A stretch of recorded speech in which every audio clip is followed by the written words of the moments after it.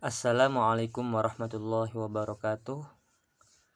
Bismillah, alhamdulillah, wassalatu wassalamu ala rasulillah wa ala alihi wa sahbihi wa mawala amma ba'dah. Alhamdulillah, kita masih diberi kesehatan oleh Allah sehingga masih bisa menikmati suasana sampai saat ini. Di sini kami Muhammad Misbahun Ni'am, jurusan Ilmu Al-Quran dan Tafsir, semester 5, Universitas Sains Al-Quran, untuk memenuhi mata kuliah sebagai pelengkap mata kuliah atau akhir semester, yang mana kami mengangkat judul Konsep Idah di Desa Wonowoso, Kecamatan Karangtengah, menurut teori Fazlur Rahman dalam Ideal Moral. Ya. Langsung saja, di sini pengertian idah.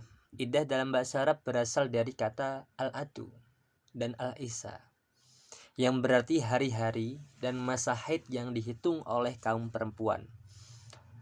Idah ialah hari-hari di mana wanita yang ditalak menjalani masa penantian. Pada masa-masa tersebut ia tidak boleh menikah dan tidak boleh juga diminta dinikahi.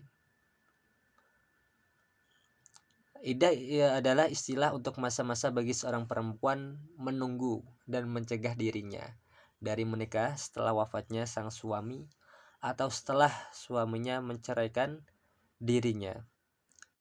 Idah sudah dikenal dan dipraktikkan sejak masa jahiliyah. Mereka hampir tidak pernah meninggalkannya, lalu ketika Islam datang, Islam mengakui dan menetapkan idah ini.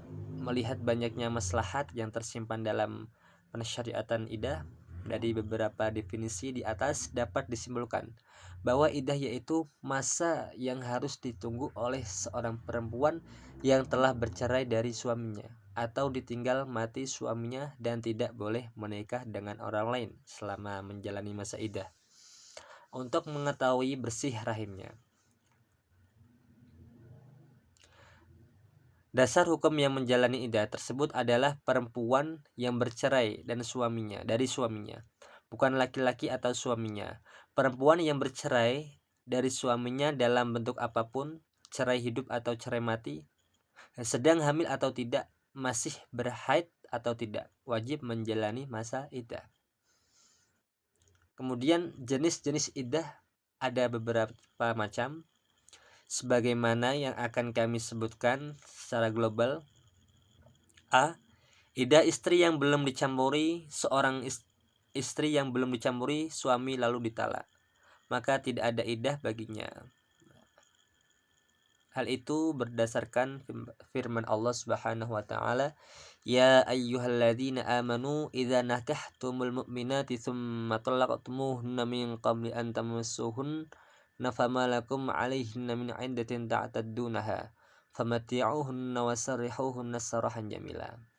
Yang artinya, wahai orang-orang yang beriman, apabila kamu menikahi perempuan mukmin, kemudian kamu ceraikan mereka sebelum kamu mencampurinya, maka tidak ada masa idah atas mereka yang perlu kamu perhitungkan.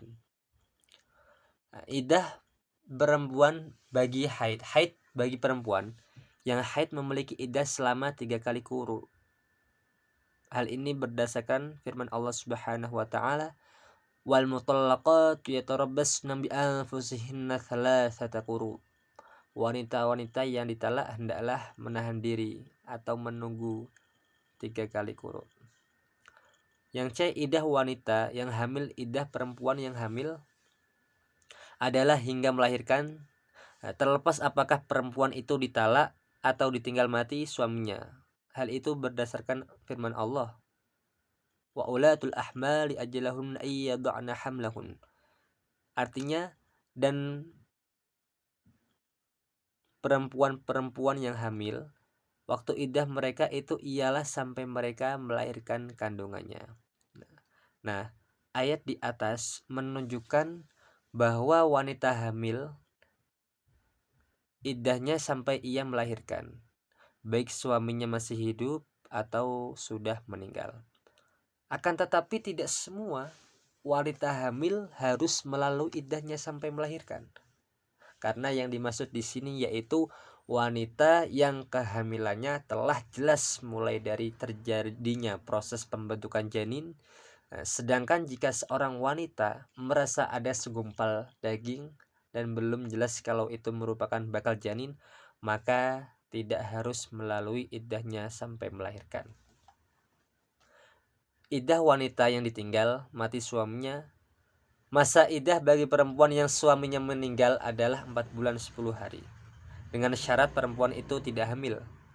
Hal ini berdasarkan firman Allah Subhanahu wa ta'ala, walladzina yatawaffawna minkum wa yadharuna azwajan yatarabbasna bi anfusihin arba'ata ashhuri wa 'ashra.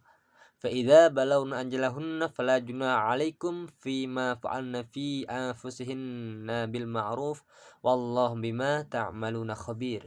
Artinya, orang-orang yang meninggal dunia di antaramu dengan meninggalkan istri-istri, dalam kurung hendaklah para istri itu menangguhkan dirinya atau beridah 4 bulan 10 hari. Kemudian apabila telah habis iddahnya, maka tiada dosa bagimu para wali membiarkan mereka berbuat terhadap diri mereka menurut yang patut. Allah mengetahui apa yang kamu perbuat.